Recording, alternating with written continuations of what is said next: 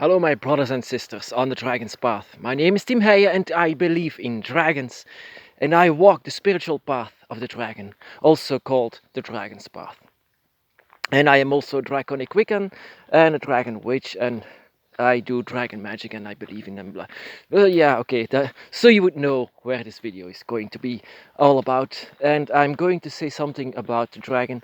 And that is actually what I was afraid of in the beginning of my path, to hurt the feelings of my dragon or do something wrong. What are actually the sins that I can commit on the dragon's path? What can I do wrong? I don't know. I don't have a manual. And the thing was, are there even sins on the dragon's path? Can you sin on the dragon's path? The answer is yes, you can. Of course you can. And to know what the sins are, you don't need books or anyone else's experiences in this. The thing that you need to know in this, my brothers and sisters, is your own feelings. Because you have a draconic spirit within, a dragon itself. But we are often too modest to say this to us, that we have a dragon spirit inside of us. And to know what the dragon doesn't like or even hate is to explore this spirit inside of you, because you are telepathically connected.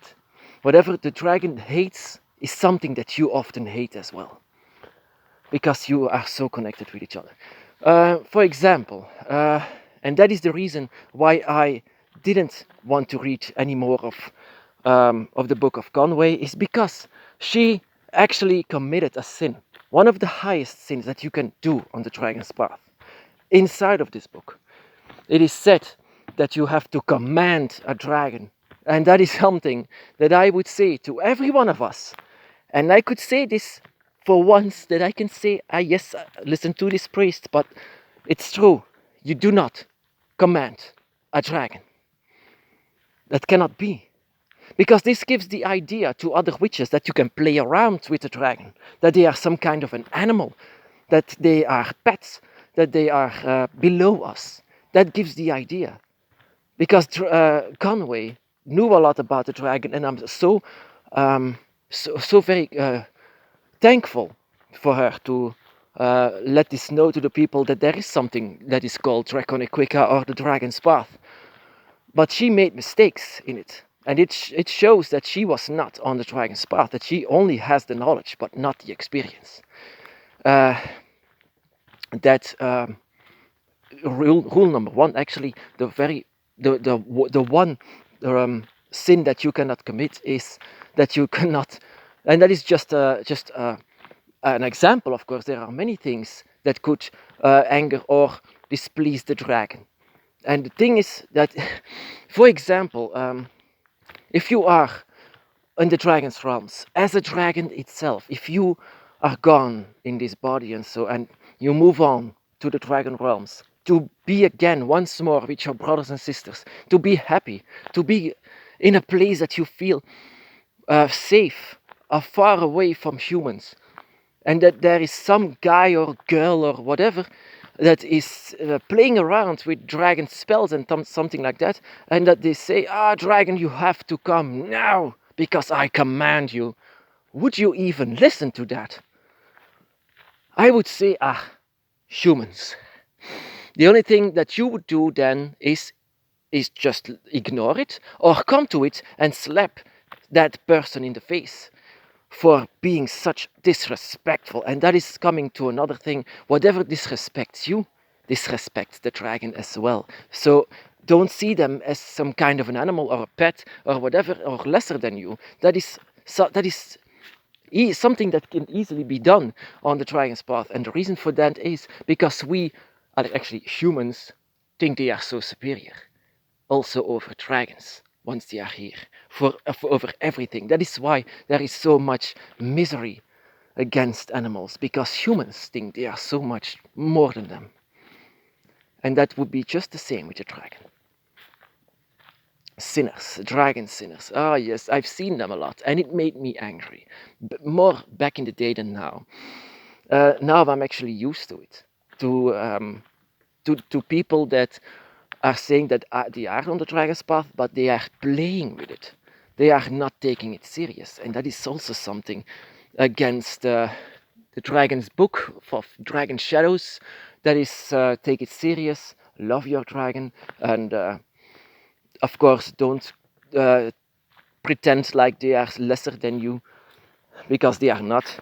They are on equal level. That is what I always heard from my dragons. And yeah, that is the ultimate sin that actually Conway made. And that is actually why I say it's better, my brothers and sisters, not to read books, because it says what you have to do and what you have to do. And I can say for sure that if you command a dragon and it won't end well, because they are very proud spirits and they don't want to be treated like some kind of a dog or something like that. They are gods and spirits and deities, and they know very well that they have to be respected. It's just like you want to be respected, and that is just the thing. You want to be respected, so why do you think that a dragon would be happy with if you command them or something like that? You wouldn't like it, they wouldn't like it. That's just the same. A dragon spirit knows this for themselves. And if you commit a sin, if you commit a sin that the dragon really doesn't like, that they show their teeth to you and say, don't like it, don't do it, stop it. The dragon could do that, and that is when the dragon is trying to approach you physical, to say that you have to stop. Ever wondered why you have a scratch, 3 scratches? Sometimes it didn't hurt, but you say, oh, 3 scratches. That is because the dragon can do that sometimes. You can wake up with scratches on your body, not that it hurts, but you will know it. You will notice it. And then it means most of the time that you did something that the dragon didn't like. And that is maybe the day before, or maybe the day before that. Maybe it's something, yeah, it could have been something in the same week that you actually have forgotten, that you said or did to the dragon. For example, also the things that I was afraid of that, and for example, I had a lot of the stimulations for the dragon in the beginning, especially that I was afraid that I would displease the dragon, that I would yeah. The thing was, I saw too much of religion and Christianity, and I compared it too much to what I have now, the spiritual path.